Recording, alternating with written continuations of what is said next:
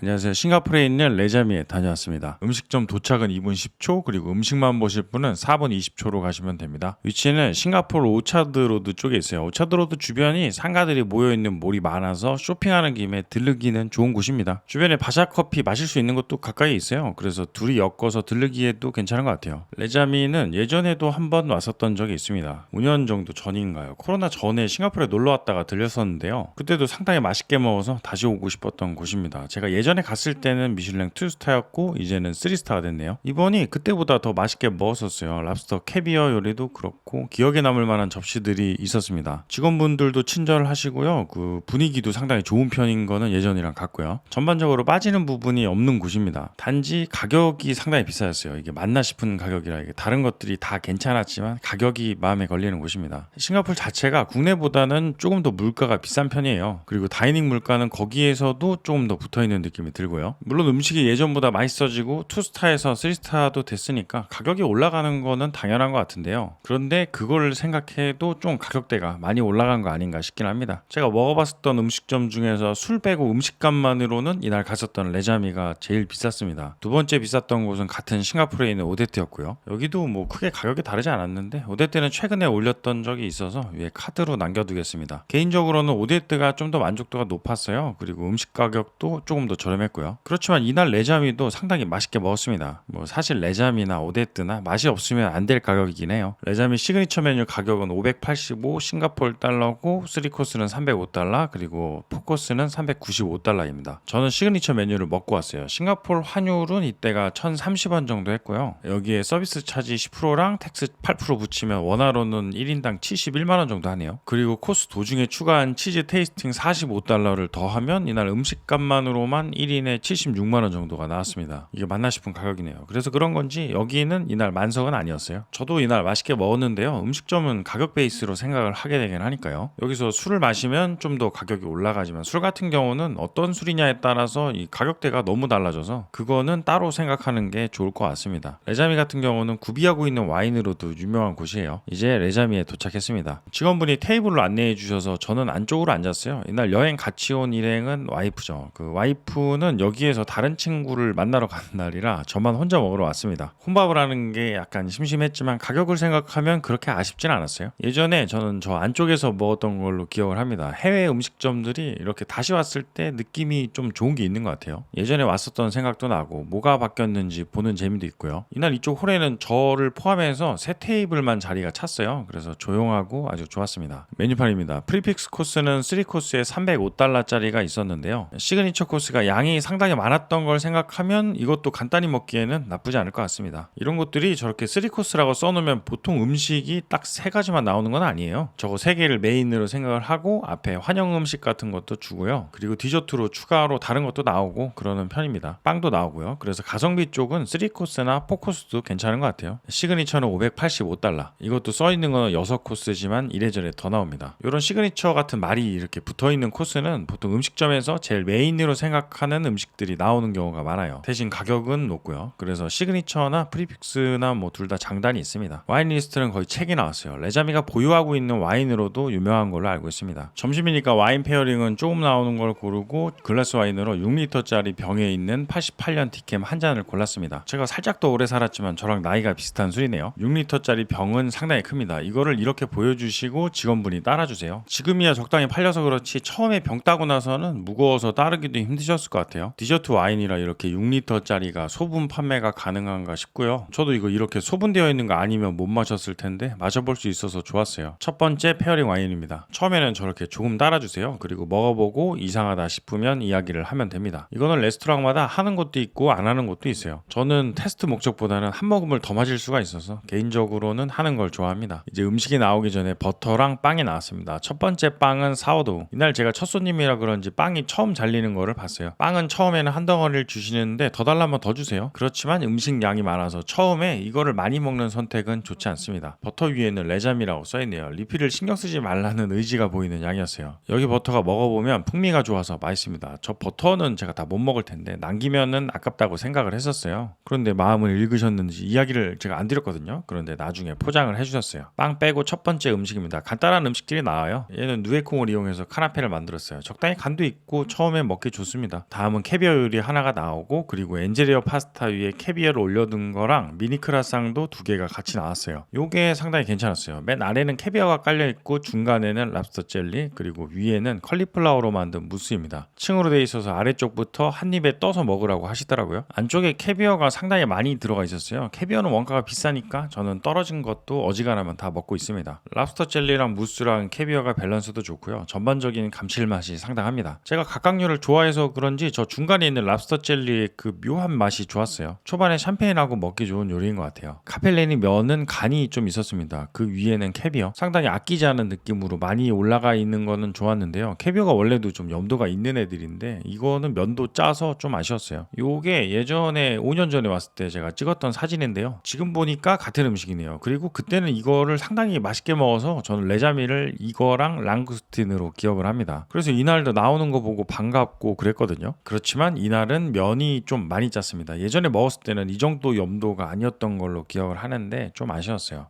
짜서 아쉽다는 이야기가 약간 길어지고 있는데요. 예전에 실제로 상당히 맛있게 먹었던 게 아쉽게 나오니까 아쉬운 마음에 이야기를 약간 더 해봤습니다. 아마 거의 확실하게 이거는 이날만 이랬을 거라고 생각해요. 다음은 직원분의 캐비어 자랑 시간입니다. 캐비알이라고 유명한 프랑스 캐비어 브랜드인데요. 여기 말고도 다른 미슐랭 업장에서도 자주 볼 수 있는 애들입니다. 여기는 크리스탈 등급이고 레자미가 이 브랜드에서 캐비어를 상당히 많이 사용한다고 하네요. 그래서 이 브랜드의 레자미용 캐비어는 그냥 캐비어만 노는 게 아니라 저런 식으로 좋은 상태를 유지할 수 있게 특수 포장도 해준다고 합니다. 이날 먹은 코스를 보면 캐비어가 너무 많아서 그럴만하다 싶었어요. 그리고 페어링 화이트 와인, 두 번째 빵입니다. 빵 끝부분이 마음에 들게 생겼어요. 음식은 계란 요리입니다. 아래 순물을 깔아두고 위에 계란 노른자에 소스를 살짝 코팅해서 올려뒀어요. 그리고 위에 검은 거는 트러플입니다. 저 정도 트러플이면 맛보다는 장식용으로 생각해야 될 것 같아요. 일단 이렇게 음식을 보여주시고 아까 설명하셨던 캐비어를 추가로 좀 많이 올려주셨어요. 많긴 하네요. 저 한 스푼 가격만 해도 상당할 것 같은데 제가 먹어본 캐비어 요리 중에서는 단일 접시로 캐비어가 제일 많이 올라가 있었던 접시였어요. 이거 맛있었어요. 다시 먹고 싶은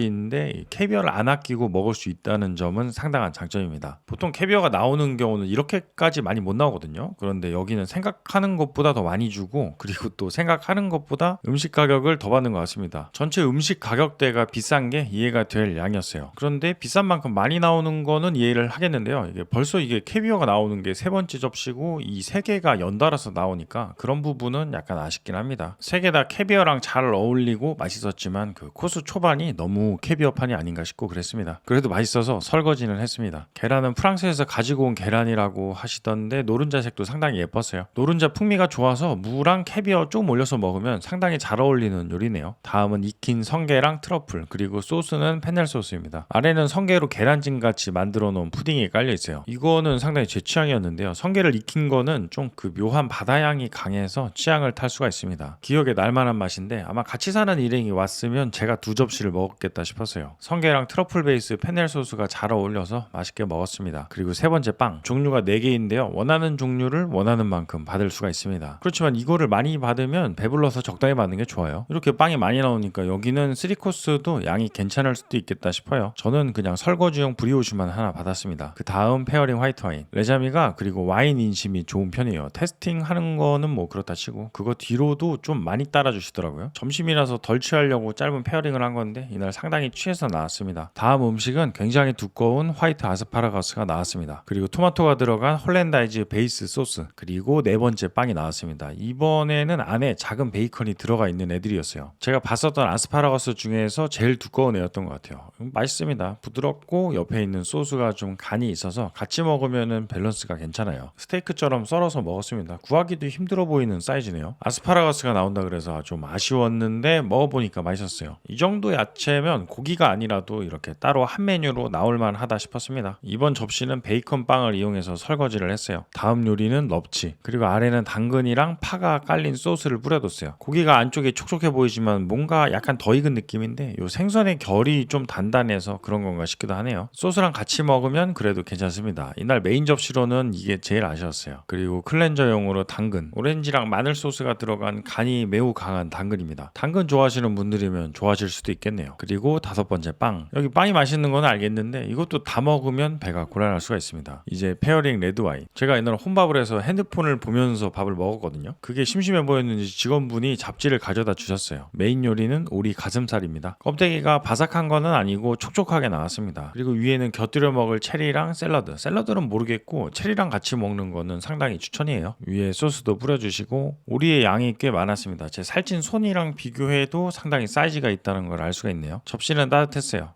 오리 풍미가 상당히 강했어요. 익힘 정도도 좋아서 고기가 촉촉하면서 육즙도 잘 나오고 부드러워서 이거는 맛있게 먹었습니다. 그리고 체리 단맛이랑 오리가 상당히 잘 어울렸어요. 이거는 같이 나오는 이유가 있었어요. 이것도 찾아보니까 예전에 레자미 왔을 때 메인으로 나와서 먹어봤던 요리였습니다. 그때는 그런데 그렇게 맛있게 먹었다는 생각이 없었거든요. 그런데 이날은 상당히 맛있게 먹었습니다. 오리 자체도 더 좋은 거를 사용한 건가 싶기도 하고요. 곁들여 먹는 것도 좋아지고 전반적으로 다 좋아졌습니다. 같은 요리라도 방문 타이밍에 따라서 음식 맛이 다를 수가 있네요. 타이밍이 다르다기에는 너무 5년 전인데 아무튼 아까 나왔던 카펠리니 면이랑은 반대인 상황입니다. 이거를 먹기 전에 오리를 또 엄청 맛있게 먹었던 곳은 뉴욕에 있는 더 모던이라고 미슐랭 2스타를 받은 곳이 있어요. 조리법이 좀 달라서 대비가 되는데 더 모던은 오리 껍데기 지방 부분을 식감을 잘 살리면서 바삭하게 잘 구웠습니다. 살쪽은 촉촉했고요. 뉴욕 다시 가면 또 먹어보고 싶은 오리였는데요. 다이닝 메인 요리들은 자꾸 바뀌어서 그거 보고 먹으러 가기에는 좀 쉽지 않은 것 같아요. 안 나올 수가 있습니다. 레자미는 더 모던이랑 껍데기를 익히는 방법이 다르지만 여기 둘 다 오리고기를 맛있게 먹었던 곳으로 기억할 만합니다. 고기 자체의 육향은 레자미가 더 좋았어요. 여기 가격을 생각하면 샐러드도 남길 수는 없어서 이것도 다 먹었습니다. 빵 부스러기는 좀 보인다 싶으면 이런 식으로 치워주세요. 그리고 6번째 빵. 이 빵은 먹어도 되지만 배가 불러서 그냥 저는 데코용으로 생각했어요. 치즈 마스터분이 오셔서 치즈를 먹을 거냐고 물어보셨어요. 이거는 먹겠다고 하면 추가금이 있습니다. 국내 정서랑은 좀 안 맞죠. 오데트 영상 올리면서도 이야기를 했던 건데요. 보통 해외 이런 음식점들은 저런 게 추가금이 붙는 경우가 있습니다. 나중에 커피도 이제 물어보거든요. 그런데 마시겠다고 하면은 추가금이 붙습니다. 술은 뭐 당연하고요. 저런 것들이 추가금이 붙는 게 해외 기준으로 보면 일반적이긴 합니다. 그렇지만 국내에서는 코스에 커피가 포함된 경우가 많다 보니까 추가금이 없는 커피가 뭔가 더 친근하고 그렇습니다. 저는 배불러서 조금만 달라고 해서 이렇게 받았고요. 원하시면 더 다양하게도 받을 수가 있습니다. 치즈 추가는 45달러라 서비스 차지랑 텍스랑 환율하면 55,000원입니다. 요거는 올리브 오일. 이것도 레자미 전용이네요. 좀 비싸 보이는 올리브 오일이었어요. 그리고 디저트 와인. 병이 6리터짜리라 따르기도 힘들겠네요. 치즈는 그냥 먹어도 되고 치즈에 따라서는 올리브 오일을 살짝 뿌려 먹어도 맛있어요. 빵에 올려 먹어도 맛있고요. 블루치즈 같은 경우는 디저트 와인이랑 같이 먹어도 잘 어울립니다. 빵에다가 블루치즈 올리고 먹은 다음에 단맛 나는 와인이랑 같이 먹으면 맛있어요. 치즈는 추가였고요. 원래 코스에서는 이제 디저트로 아이스크림이 나옵니다. 4종류의 아이스크림 그리고 2종류의 셔벗인데 원하는 종류를 이야기하면 됩니다. 보통 몇 개를 고르냐고 여쭤보니까 2개 고른다고 하시던데 더 골라도 된다고 하셨어요. 저는 접시의 밸런스를 맞추기 위해서 3개를 골랐습니다. 그리고 그 다음 디저트 메뉴에서 하나를 고르면 되는데 저는 추천받은 걸로 그냥 주문했어요. 딸기 베이스 케이크 같은 애들입니다. 딸기 소스도 괜찮았어요. 마지막으로 마무리 한입거리들. 저는 같이 먹으려고 에스프레소 한 잔을 주문했습니다. 에스프레소가 그냥 마시기엔 쓰지만 설탕을 넣으면 쓴맛이랑 단맛이랑 같이 느껴지면서 맛있습니다. 뒷목 때리는 그런 맛이 있는 것 같아요. 캐비어를 많이 먹고 온 레자미. 분위기나 서비스도 상당해서 기분 좋게 먹고 왔습니다. 단지 가격은 좀 많이 있는 편이었고요. 캐비어 베이스 접시들이 많은 것도 개인적으로는 조금 아쉬웠어요. 캐비어